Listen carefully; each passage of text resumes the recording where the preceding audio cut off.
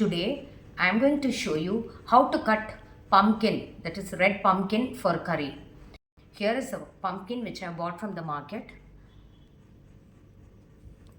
I have cut the pumpkin into exactly two halves and I have one half here. Now let us start the cutting. Now this is a half of the pumpkin which I have cut. Now as you can see the lines, you can follow it here. You can cut it, make the incisions along the line like this.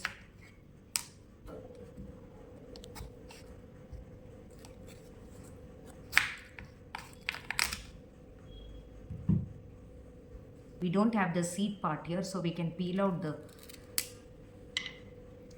skin thoroughly. According to the size, you can just make a cutting in the center according to the size. And now you can cross cut it like this into chips.